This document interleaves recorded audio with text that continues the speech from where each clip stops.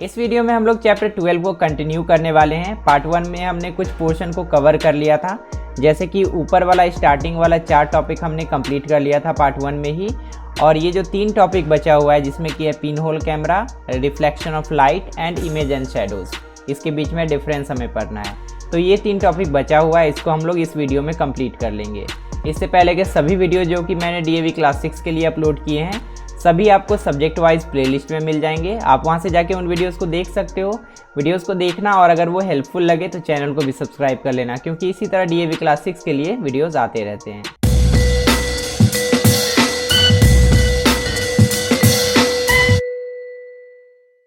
पिछले वीडियो में हमने सोलर इक्लिप्स के बारे में और लूनर इक्लिप्स के बारे में डिटेल में पढ़ा था, और इसमें हमने ये भी जाना था कि सोलर इक्लिप्स हमेशा न्यू मून डे के दिन होता है और लूनर इक्लिप्स हमेशा फुल मून डे के दिन होता है। इसका मतलब ये हुआ कि सूर्य ग्रहण हमेशा अमावस्या के दिन होता है और चंद्र ग्रहण हमेशा पूर्णिमा के दिन होता है। लेकिन हम लोग ये भी जानते हैं कि अमावस्या और पूर्णिमा हर महीने आता है और हर महीने सूर्य ग्रहण और चंद्र ग्रहण नहीं लगता है। तो इसका क्या रीजन है, वही चीज़ हमें यहाँ पे डू यू नो में समझाया गया है। डू यू नो में जो लाइन वाइज लिखा हुआ है वो थोड़ा सा कॉम्प्लिकेटेड है, तो हम लोग कोशिश करेंगे इसको पिक्चर के थ्रू समझने का। तो पहले यहाँ पे रीड करते हैं कि क्या लिखा हुआ है। यहाँ पे बताया है, solar Eclipse can not be seen on every new moon day and similarly lunar Eclipse can not be seen on every full moon day.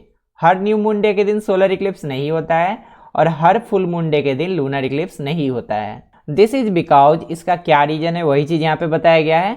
The orbit of moon around the earth, moon का जो orbit है हमारे अर्थ के चारों तरफ, अगर ये हमारा अर्थ है तो इसके चारों तरफ हमारा मून का ऑर्बिट है। जिस पाथ को मून फॉलो करते हुए अर्थ के चारों तरफ घूमता है वही उसका ऑर्बिट कहलाएगा। Is not quite in the same plane, ये सेम प्लेन में नहीं है। किसके सेम प्लेन में नहीं है? As is the earth orbit around the sun, earth का जो ऑर्बिट है और मून का जो ऑर्बिट है सेम प्लेन में नहीं है। अर्थ का भी तो कोई ऑर्बिट होगा ना, जैसे अर्थ चक्कर काटता है हमारे सन का, तो अर्थ भी कोई पाथ फॉलो करता है। तो ये वाला ऑर्बिट और ये वाला ऑर्बिट सेम प्लेन पे नहीं है। इसका क्या मतलब हुआ, इसको हम लोग पिक्चर के थ्रू समझते हैं। अगर हम लोग इसको अपना सन मान ले और इसको अपना अर्थ मान ले, तो अर्थ का जो ऑर्बिट है कुछ इस तरीके से है, एकदम हॉरिजॉन्टल, ऐसे करके वो घूमता है हमारे सन के चारों तरफ। लेकिन हमारा जो मून है ना, वो थोड़ा सा टिल्टेड ऑर्बिट को फॉलो करता है। उसका ऑर्बिट 5 डिग्री टिल्टेड है, कुछ इस तरीके से। इसी कारण से हमेशा हर पूर्णिमा को और हर अमावस्या को वो एक सीधा में नहीं आ पाता है। अगर हम लोग अमावस्या और पूर्णिमा को समझना चाहें तो देखो, पूर्णिमा के दिन क्या होता है, चांद पूरा हमें दिखता है। चांद पूरा कब दिखेगा? जब उस पर लाइट पूरा, उसके पूरे पोर्शन पे लाइट पड़ेगा जो कि हमारे सामने है। तो चांद का ये वाला आधा पोर्शन हमारे सामने होता है ना, और इस वाले पूरे पोर्शन पे सन का लाइट आ जाता है, जिसके कारण से यहाँ होने के कारण हम लोग इसको पूर्णिमा बोलते हैं। लेकिन क्या इस वाले कंडीशन में यहाँ पे लूनर इक्लिप्स हो रहा है? क्योंकि पूर्णिमा के दिन तो लूनर इक्लिप्स होता है, लेकिन यहाँ पे लूनर इक्लिप्स पूर्णिमा होने के बावजूद नहीं हो रहा है। क्यों? क्योंकि तीनों एक स्ट्रेट लाइन में नहीं है। अगर ये मून थोड़ा सा नीचे होता तो हम लोग बोलते कि यहाँ पे लूनर इक्लिप्स हो गया। उसी तरीके से हम लोग अमावस्या किसको बोलते हैं? अगर यहाँ पे मून रहेगा तो मून का इस वाले पोर्शन पे सन का लाइट आएगा, इस वाले पोर्शन पे अपोजिट साइड से। लेकिन हम लोग तो मून को देखते हैं इस वाले पोर्शन पे। अगर इस वाले हाफ पे, मून के इस वाले हाफ पे सनलाइट नहीं आएगा तो हम लोग देख कैसे पाएंगे? मून का तो अपोजिट साइड पे सनलाइट आ रहा है अभी। तो इस केस में हम लोग बोलते हैं कि अमावस्या हो गया, मतलब मून जो है हमसे पूरा छिप जाता है। और हम लोग ये भी पढ़े थे कि अमावस्या के दिन ही क्या होता है, सोलर इक्लिप्स होता है। लेकिन क्या इस कंडीशन में सोलर इक्लिप्स होगा? सन से आते हुए लाइट को क्या मून रोक पाएगा? क्योंकि मून तो यहाँ पे थोड़ा सा नीचे है। लेकिन अगर यही मून थोड़ा सा ऊपर होता है यहाँ पे, इस वाले पोजीशन पे, तो हम लोग बोलते कि यहाँ पे हमारा सोलर इक्लिप्स हो गया। सन का लाइट पूरा ब्लॉक हो जाता और हम लोग को यहाँ पे एक डार्क शैडो दिखता। लेकिन अगर ये 5 डिग्री का जो टिल्ट है ये अगर नहीं होता, कुछ इस तरीके से हमारा मून का ऑर्बिट होता, तो क्या होता? हर पूर्णिमा के दिन, जिस दिन चांद हमें पूरा दिखना चाहिए था, वहाँ पे ग्रहण लग जाता और चांद हमें दिखना बंद हो जाता। और हर अमावस्या के दिन, जिस दिन हमें चांद नहीं दिखने वाला होता है, पूरा डार्क होता है, उस दिन सूरज भी हमें दिन में नहीं दिखता, जिसके कारण से बहुत ही अजीब कंडीशन हो जाता। तो अब हम लोग समझ चुके हैं कि हर पूर्णिमा के दिन लूनर इक्लिप्स और हर अमावस्या के दिन सोलर इक्लिप्स क्यों नहीं होता है, और उसका रीजन क्या है? यही 5 डिग्री टिल्ट है। आगे यहाँ पे लिखा है the two paths are tilted with respect to each other, दोनों का जो पाथ है एक दूसरे से टिल्टेड है, अलग अलग प्लेन में है। Because of this it is only some time that the sun, the earth and the moon lie on a straight line, इसीलिए कभी कभी ऐसा रेयर चांस होता है जब तीनों एक सीधे में आ जाते हैं, एक लाइन में आ जाते हैं। On a new moon day, new moon day के दिन, और अ फुल मून डे यानी कि फुल मून डे के दिन। We therefore see a lunar और a solar eclipse only on such rare occasion, और इसी कारण से हम लोग इसी रेयर चांसेस पे ही सोलर या लूनर इक्लिप्स देख पाते हैं। अगला जो हमारा टॉपिक है वो है पिन होल कैमरा। पिछले वीडियो में हमने लाइट का एक प्रॉपर्टी पढ़ा था जो कि क्या था कि लाइट हमेशा स्ट्रेट लाइन पाथ को फॉलो करता है, और इसी प्रॉपर्टी को यूज़ करके हम लोग एक डिवाइस बना लेते हैं जिसका नाम है पिन होल कैमरा, और इससे हमें बहुत ही अच्छा इफेक्ट देखने को मिलता है। अगर हम लोग पिन होल कैमरा के थ्रू किसी ऑब्जेक्ट को देखेंगे ना तो वो हमें इन्वर्टेड दिखेगा, उल्टा दिखेगा। तो उसी के बारे में यहाँ पे एक्टिविटी नंबर 5 में लिख के बताया गया है कि कैसे कैसे हम लोग पिन होल कैमरा बना सकते हैं और उससे हमें कैसा इफेक्ट देखने को मिलता है। पिन होल कैमरा के बारे में यहाँ पे लिखा है the pin hole camera is a simple application of property of light that is moving along the straight line. Light का प्रॉपर्टी जो हमने पढ़ा था, क्या था लाइट का प्रॉपर्टी, कि ये हमेशा स्ट्रेट लाइन पाथ को फॉलो करता है। उसी प्रॉपर्टी को यूज करके हम लोग पिन होल कैमरा बना सकते हैं।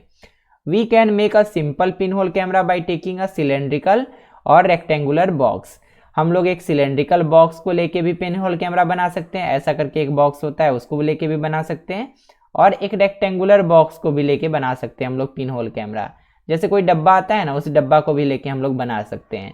तो उसी चीज को एक्सप्लेन किया गया है यहाँ पे एक्टिविटी नंबर 5 में। पिन होल कैमरा के थ्रू जब हम लोग किसी ऑब्जेक्ट को देखते हैं, जैसे कि ये वाला पिन होल कैमरा का सेटअप है पूरा, और इसमें हम लोग इस साइड से ऑब्जेक्ट को ऑब्जर्व करेंगे तो सामने जो भी ऑब्जेक्ट होगा ना उसका इन्वर्टेड इमेज हमें यहाँ पे बटर पेपर पे बनता हुआ दिखेगा। तो ऐसा क्यों होता है, उसका क्या रीजन है, अब हम लोग समझते हैं अच्छे से।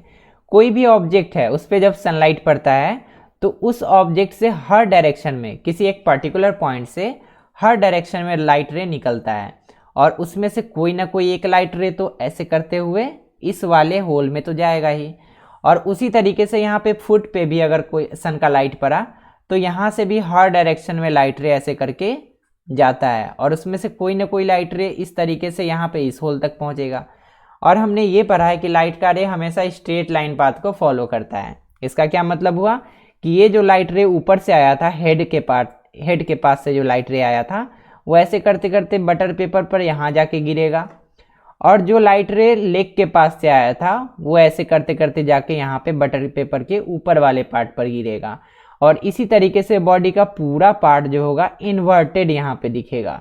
मतलब जो ऊपर वाला पोर्शन है ना, ऊपर वाले पोर्शन से आता हुआ लाइट सीधे यहाँ पे जाते जाते यहाँ पे बटर पेपर पे नीचे वाले पोर्शन पे बनेगा।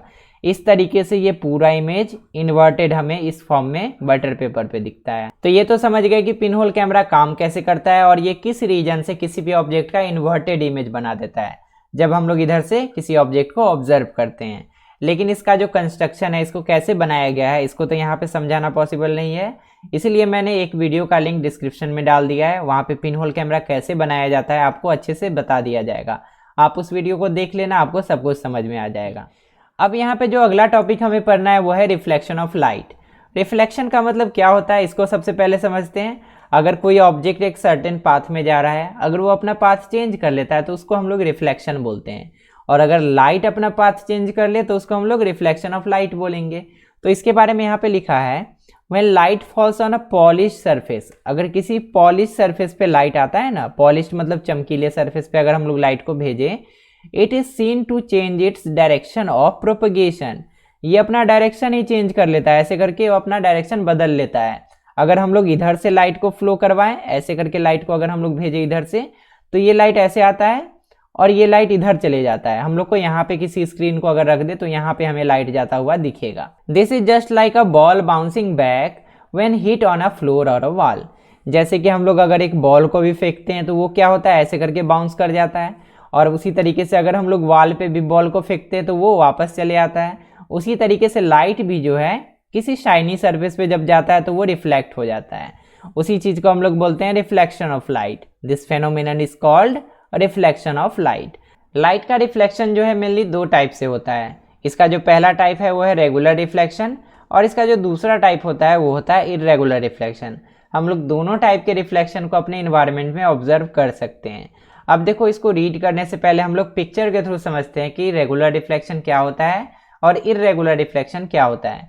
जैसे कि यहाँ पे एक प्लेन मिरर रखा गया है। इस प्लेन मिरर की जगह अगर हम लोग किसी शाइनी मेटल को रख दें तो भी चलेगा।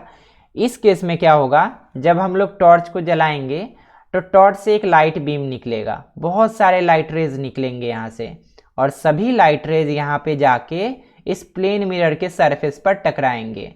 अब यहाँ पे टकराने के बाद क्या होगा, ये प्लेन मिरर एक सर्टेन डायरेक्शन में सभी लाइट रेज को रिफ्लेक्ट कर देगा एक रेगुलर मैनर में। यानी कि ऐसा नहीं कि एक लाइट रे को अलग भेज दिया, एक लाइट रे को अलग भेज दिया, ऐसा नहीं, सबको एक ही डायरेक्शन में रिफ्लेक्ट कर देगा वो सरफेस। इसी रिफ्लेक्शन को हम लोग बोलेंगे रेगुलर रिफ्लेक्शन। रेगुलर रिफ्लेक्शन के केस में क्या होगा, यहाँ पे हमें एक कॉन्सेंट्रेटेड पैच देखने को मिलेगा लाइट।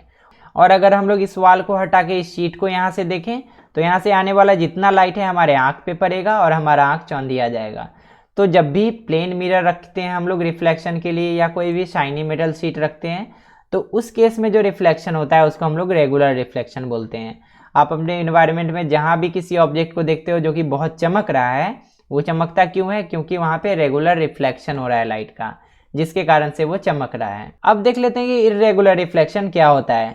अगर हम लोग रिफ्लेक्टर की जगह इस प्लेन मिरर के बदले में कोई क्लॉथ रख दें, कोई ऐसा चीज़ रख दें जो कि चमकीला नहीं होता है, जैसे कि क्लॉथ हो गया, कोई पेपर हो गया, उस केस में क्या होगा, पेपर का जो सरफेस होता है प्लेन मिरर की तरह शाइनी नहीं होता है। और अगर हम लोग उसको माइक्रोस्कोपिक लेवल पे देखें तो पेपर का या क्लॉथ का जो सरफेस होगा कुछ इस तरीके से खुरदरा होता है।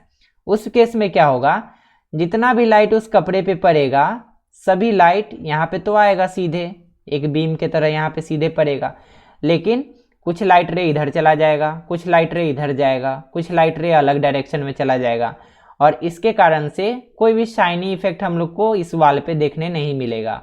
और अगर हम लोग इस वाल को हटा के डायरेक्टली भी ऑब्जर्व करें तो ये जो कपड़ा है हमें चमकता हुआ नहीं दिखेगा। ऐसा क्यों हो रहा है, क्योंकि लाइट जो है इर्रेगुलर मैनर में रिफ्लेक्ट हो रहा है। कुछ लाइट रे किधर भी कहीं और जा रहा है, कुछ लाइट रे कहीं और जा रहा है। इसी वाले रिफ्लेक्शन को हम लोग बोलते हैं इर्रेगुलर रिफ्लेक्शन। तो अब जल्दी से रीड कर लेते हैं रेगुलर रिफ्लेक्शन के बारे में। सबसे पहले यहाँ पे लिखा है व्हेन अ पॉलिश्ड और shining surface like a plane mirror. अगर हम लोग प्लेन मिरर यूज करें रिफ्लेक्टर की जगह पे, या कोई शाइनिंग मेटल शीट, बहुत चमकीला अगर कोई मेटल शीट है उसको यूज करें, उस केस में क्या होगा, लाइट जो रिफ्लेक्ट होगा वी गेट अ ग्लेयर और ब्लाइंडिंग इफेक्ट। हमें क्या मिलेगा, ग्लेयर, ग्लेयर यानी कि बहुत चमकीला इफेक्ट हमें देखने को मिलेगा इन आवर आइज, अपने आंखों में। This is because this surface reflect light in a well defined regular manner, क्योंकि ये सभी लाइट को एक रेगुलर मैनर में रिफ्लेक्ट कर देता है, एक ही डायरेक्शन में रिफ्लेक्ट कर देता है। We can see an image of the object in such surfaces. और अगर ऐसा कोई सरफेस है जो कि रेगुलर रिफ्लेक्शन कर सकता है, उसमें हम लोग किसी ऑब्जेक्ट का इमेज भी देख सकते हैं, यानी कि हम लोग अपना फेस भी देख सकते हैं। जैसे कि मिरर हो गया, उसमें हम लोग अपना फेस देख लेते हैं। Reflection of light from such surfaces is called regular reflection. और ऐसे सरफेस से जो रिफ्लेक्शन होता है उसको हम लोग बोलते हैं रेगुलर रिफ्लेक्शन। अब यहाँ पे इर्रेगुलर रिफ्लेक्शन के बारे में पढ़ लेते हैं। यहाँ पे पूछा है कि what about the reflection of light from ordinary surface. अगर कोई ऑर्डिनरी सरफेस है जो कि शाइनी नहीं है, क्या वो भी लाइट को रिफ्लेक्ट करता होगा। How are we able to read a book. हम लोग बुक कैसे पढ़ पाते हैं, क्या वो भी लाइट को रिफ्लेक्ट करता होगा। How are we able to see various things around us. और बाकी के जो भी सामान हमारे चारों तरफ होते हैं, क्या वो भी लाइट को रिफ्लेक्ट करता होगा क्या। तो हाँ, वो भी लाइट को रिफ्लेक्ट करता है, लेकिन जैसा कि एक प्लेन मिरर रिफ्लेक्ट करता है ना रेगुलर मैनर में, मतलब जितना लाइट उसके पास आया सभी को एक ही डायरेक्शन में वो भेज दिया, वैसे हर सामान रिफ्लेक्ट नहीं कर पाता है। The reflection of light from such surface take place in irregular diffused manner. और ऐसे सरफेस से जो भी लाइट आता है ना इर्रेगुलर मैनर में रिफ्लेक्ट होता है। कोई इधर चला गया, कोई लाइट रे उधर चला गया, कोई लाइट रे उधर चला गया, जिसके कारण से ये शाइनी नहीं दिख पाता है, चमकदार नहीं दिख पाता है। डिफ्यूज का मतलब वही हुआ, जो कुछ भी अगर चमकीला नहीं होता है तो उसको हम लोग डिफ्यूज्ड बोलते हैं। देयर इज नो ग्लेयर, मतलब कोई भी चमक नहीं होता है इन एनी पर्टिकुलर डायरेक्शन, किसी भी डायरेक्शन से वो हमें चमकीला नहीं दिखेगा। हम लोग इधर से देखें, क्योंकि लाइट जो है हर रे अलग अलग डायरेक्शन में चला गया, तो हम लोग अगर यहाँ से भी देखें तो भी चमकीला नहीं दिखेगा, यहाँ से देखें तो भी नहीं दिखेगा, यहाँ से देखें तो भी नहीं दिखेगा, किसी डायरेक्शन से हम लोग को चमकीला नहीं दिखेगा वो। This is what enable us to see the various object around us, और इसी कारण से हम लोग बाकी के ऑब्जेक्ट को देख पाते हैं। We call such reflection as irregular और डिफ्यूज रिफ्लेक्शन। ऐसे रिफ्लेक्शन को या तो हम लोग इरेगुलर रिफ्लेक्शन बोलते हैं या तो डिफ्यूज बोलते हैं, क्योंकि इस केस में हमें जो भी ऑब्जेक्ट दिखता है ना रिफ्लेक्शन के बाद वो हमें डिफ्यूज दिखता है, यानी कि चमकीला नहीं दिखता है। अब जो अगला टॉपिक हमें पढ़ना है वो है image form by a plane mirror. Plane mirror का मतलब क्या हुआ, जो मिरर हम लोग घर में यूज़ करते हैं, जो आईना हम लोग घर में यूज़ करते हैं, उस पर कैसा इमेज बनता है उसके बारे में हमें यहाँ पे पढ़ना है। जैसे कि आप यहाँ पे देख सकते हो कि यहाँ पे एक प्लाकार्ड लेके खड़ा है, पेपर में लिखा हुआ है BEE, और यहाँ पे उसका इमेज बन रहा है। इमेज का प्रॉपर्टी क्या है, जितना बड़ा यहाँ पे ऑब्जेक्ट है उतना ही बड़ा यहाँ पे इमेज होता है, ये पहला प्रॉपर्टी हो गया। और जो भी हम लोग ऑब्जेक्ट रखते हैं ना उसका वहाँ पे इन्वर्टेड फॉर्म दिखता है। अगर ऑब्जेक्ट ऐसा है तो वहाँ पे उल्टा दिखेगा उसका। वही चीज़ यहाँ पे BEE सीधा लिखा हुआ है और अंदर इमेज में उल्टा दिख रहा है। तो ये दो प्रॉपर्टी मेनली होता है एक प्लेन मिरर में जो इमेज बनता है उसका। यहाँ पे वही चीज़ लिखा है, the image of an object in a plane mirror is of the same size of that object. मतलब जो ऑब्जेक्ट का साइज होगा वही साइज इस वाले इमेज का होगा जो कि एक प्लेन मिरर में बनेगा। But it's shows an interesting property, लेकिन इसमें यहाँ पे हमें एक बहुत ही इंटरेस्टिंग प्रॉपर्टी देखने को मिलता है। वो क्या है, there appears to be an interchange of left and right, that is left side of the object appears as the right side of the image and vice versa। इसका क्या मतलब हुआ, जो ऑब्जेक्ट का जो लेफ्ट वाला पार्ट होता है इमेज में राइट में दिखता है, और जो ऑब्जेक्ट का राइट वाला पार्ट होता है वो इमेज में लेफ्ट में दिखता है। वाइस वर्सा का मतलब यही हुआ, उसका opposite. This property is called lateral inversion, और इसी प्रॉपर्टी को हम लोग क्या बोलते हैं, लैटरल इन्वर्जन बोलते हैं। यहाँ पे भी लिखा है we observe lateral inversion almost every day. Lateral inversion को हम लोग अपने डे टू डे लाइफ में देख सकते हैं, और उसका दो यहाँ पे एग्जाम्पल दिया गया है। पहले यहाँ पे लिखा है when we raise our right hand in front of plane mirror. अगर हम लोग मिरर के सामने खड़े होके अपना राइट हैंड ऊपर करते हैं तो क्या होता है, our image appears to raise its left hand and vice versa. हमारा जो इमेज होता है वो हमें लगता है कि वो अपना लेफ्ट हैंड उठा रहा है, और वाइस वर्सा का मतलब अगर हम लोग उसका उल्टा करें, यानी कि अगर हम लोग अपना लेफ्ट हैंड उठाए तो हमारा जो इमेज होगा वो हमें लगेगा कि वो अपना राइट हैंड उठा रहा है। उसके बाद दूसरा जो एग्जाम्पल दिया है वो है एम्बुलेंस का। एम्बुलेंस के सामने जब आपने देखा होगा तो एम्बुलेंस कुछ इस तरीके से नहीं लिखा होता है, मतलब सीधा सीधा नहीं लिखा होता है, वो इन्वर्टेड फॉर्म में लिखा होता है कुछ इस तरीके से। ऐसा क्यों होता है, ताकि एम्बुलेंस के आगे अगर कोई गाड़ी रहे और वो अपने साइड मिरर में देखे तो उसको ये सीधा दिखेगा मिरर में, क्योंकि मिरर में जो कुछ भी होता है वो उल्टा हो जाता है। तो अगर हम लोग पहले से उल्टा लिख दें तो मिरर में तो हम लोग को सीधा दिखेगा। इसी कारण से एम्बुलेंस में उल्टा लिखा होता है, और इसके आगे अगर कोई गाड़ी होता है तो वो अपने बैक मिरर में, साइड मिरर में देख के पहचान सकता है कि हाँ ये एम्बुलेंस आ रहा है पीछे से, तो हम लोग को इसको साइड दे देना चाहिए। तो उसी के बारे में यहाँ पे लिखा है the ambulance vans needed in medical emergency make use of the phenomenon of lateral inversion. Lateral inversion को ही ये लोग यूज कर देते हैं। कैसे यूज करते हैं, we often find the word ambulance, उल्टा लिखा हुआ है ambulance, written on the front side, front side में ऐसा लिखा होता है। The driver of the car going ahead of this vehicle, अगर इसके आगे कोई ड्राइवर जा रहा है कोई दूसरे कार में, सीज इट एज एम्बुलेंस, उसको कैसा लिखा हुआ दिखेगा उसके मिरर में, ऐसा सीधा लिखा हुआ दिखेगा। And therefore gives the right of way to such vehicle, और जो आगे जो गाड़ी जा रहा होगा उसको जब पता चल जाएगा कि ये एम्बुलेंस आ रहा है पीछे से, तो वो इसको रास्ता दे देगा और एम्बुलेंस डिले नहीं होगा। तो अभी तक प्लेन मिरर के बारे में जितना कुछ हमने पढ़ा उस हिसाब से हम लोग बोल सकते हैं कि प्लेन मिरर में जो भी इमेज बनता है उसका 4 मेन प्रॉपर्टी होता है, और वही 4 प्रॉपर्टी यहाँ पे दिया गया है। इसका पहला जो प्रॉपर्टी है वो क्या है, the image is formed as far behind the mirror as the object is in front of it. इसका क्या मतलब हुआ कि जो ऑब्जेक्ट जितना दूर होगा ना मिरर से उतना ही दूर में इसका इमेज बनता हुआ हमें दिखाई देगा। इसका दूसरा प्रॉपर्टी है the image formed is an erect image and has the same size as the object. मतलब जो इमेज है ये अगर खड़ा है पूरा सीधा है तो इमेज भी हम लोग को पूरा सीधा ही दिखेगा, ऐसा नहीं कि इसका उल्टा दिखेगा, ऐसा नहीं होता है। इमेज अगर ऑब्जेक्ट इरेक्ट है सीधा है तो इमेज भी हमें इरेक्ट ही दिखेगा, और उसके साथ साथ इसका जो हाइट होगा ना, इसका जो हाइट होगा वही हाइट हमें इमेज का भी दिखेगा, ये इसका दूसरा प्रॉपर्टी हो गया। इसका जो तीसरा प्रॉपर्टी है वो है the image can not be obtained on a screen. इसका मतलब ये हुआ कि यहाँ पे मिरर के अंदर में जो इमेज बन रहा है ना, इस इमेज को अगर हम लोग चाहे तो वॉल पे नहीं ला सकते हैं। जैसे परछाई वॉल पे बन जाता है ना, वैसे ही अगर हम लोग इस इमेज को चाहे कि हम लोग का वॉल पे बन जाए तो वो नहीं बनेगा, क्योंकि ये जो इमेज है ये वर्चुअल है। वर्चुअल क्या होता है, रियल इमेज क्या होता है, आप लोग हायर क्लासेस में पढ़ोगे। उसके बाद अगला प्रॉपर्टी है the image formed is laterally inverted with respect to the object. Object का लेटरली इन्वर्टेड इमेज हमें यहाँ पे सामने में दिखता है। इसका मतलब क्या हुआ, इसका ये जो पोर्शन राइट में है ना, हमें वहाँ पे लेफ्ट में दिखेगा, और इसका जो ये पोर्शन लेफ्ट में है ये हमें वहाँ पे इमेज में राइट में दिखेगा, जिसके कारण हम लोग बोलते हैं कि ये लेटरली इन्वर्टेड इमेज है। और इसको आप लोग अपने से भी देख सकते हो मिरर के सामने खड़े होके। कुछ अगर आप लिख के भी मिरर के सामने खड़े हो जाओगे तो आपको लेटरली इन्वर्टेड वो दिखेगा। अब आते हैं सबसे लास्ट टॉपिक पे, जो कि है इमेज एंड शैडो में डिफरेंस। अभी हम लोगों ने जस्ट पढ़ा कि इमेज कब बनता है, अगर किसी ऑब्जेक्ट को हम लोग मिरर के सामने रखते हैं तो मिरर में उसी ऑब्जेक्ट जैसा हमें दिखता है, उसको हम लोग क्या बोलेंगे, उस ऑब्जेक्ट का इमेज बोलेंगे। लेकिन अगर कोई ऑब्जेक्ट को, किसी ओपेक ऑब्जेक्ट को हम लोग लाइट सोर्स के सामने रख दें तो वो लाइट को ब्लॉक कर देगा और उसके जस्ट अपोजिट में क्या बनेगा, उसका शैडो बन जाएगा। तो उस चीज़ को हम लोग उसका शैडो बोलते हैं, जो डार्क पैच बनता है। तो इस दोनों में जो भी डिफरेंस है यहाँ पे इस वाले टेबल में दिया गया है।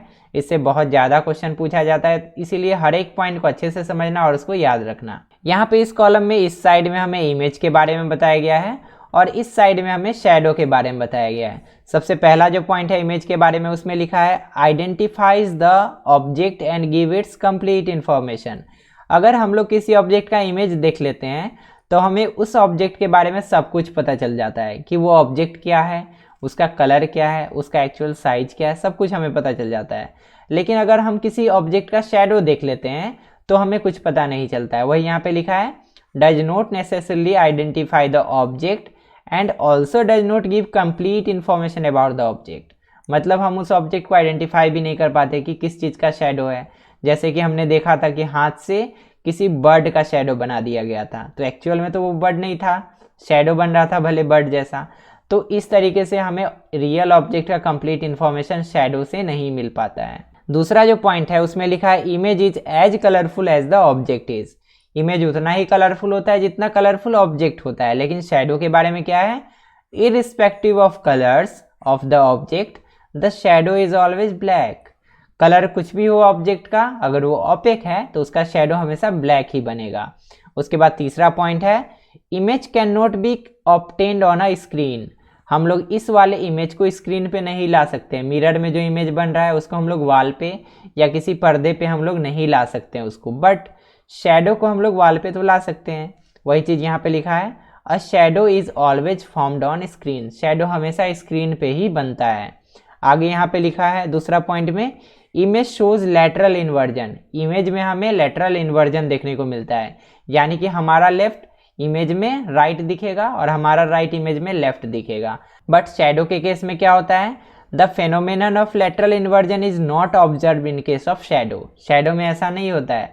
अगर हम लोग अपना शैडो में देखें, अगर हम लोग अपना राइट हैंड उठाएं तो शैडो में भी हमारा राइट हैंड ही उठेगा हमारे जस्ट पीछे, और उसी तरीके से अगर हम लोग अपना लेफ्ट हैंड उठाएं तो लेफ्ट हैंड ही उठेगा हमारे पीछे, क्योंकि शैडो हमारे जस्ट पीछे बनता है और वो इन्वर्टेड नहीं होता है। नेक्स्ट पॉइंट है image of a given object in a plane mirror has a fix size irrespective of its distance from the mirror. अगर मिरर से कुछ भी डिस्टेंस हो, इमेज का वही साइज होगा जो कि ऑब्जेक्ट का साइज है। लेकिन शैडो के फॉर्म में क्या होता है, शैडो के केस में क्या होता है, the size of the shadow of a given object changes with the change in distance between the object and the source of light. Object और सोर्स ऑफ लाइट के बीच में अगर हम लोग डिस्टेंस को बढ़ाए घटाएं तो शैडो का जो हाइट होता है वो भी बढ़ेगा घटेगा। तो ये चीज़ तो हमने एक्सपेरिमेंटली भी करके देखा था, तो इसको आप अच्छे से समझ सकते हो। तो फाइनली इस वीडियो में हमने बचे हुए इन 3 टॉपिक्स को कम्प्लीटली पढ़ लिया, और इससे पहले का जो 4 टॉपिक था इसको हमने पार्ट 1 में पढ़ लिया था। अगर आपने पार्ट 1 को नहीं देखा है तो आप साइंस वाले प्लेलिस्ट में जाना, वहाँ पे आपको इसका पार्ट 1 मिल जाएगा। आई होप आज का वीडियो आपके लिए हेल्पफुल रहा होगा। जितना कुछ मैंने एक्सप्लेन किया सभी कुछ आपको अच्छे से समझ में आया होगा, और एग्जाम में कोई भी क्वेश्चन इस चैप्टर से आएगा तो आप उसको आसानी से आंसर कर पाओगे। अगर ये वीडियो अच्छा लगा तो इस वीडियो को लाइक करना, चैनल को सब्सक्राइब करना और इस वीडियो को अपने क्लासमेट के साथ जरूर शेयर करना। मिलते हैं नेक्स्ट वीडियो में एक नए टॉपिक के साथ। तब तक के लिए अपना ध्यान रखो और अच्छे से पढ़ाई करते रहो।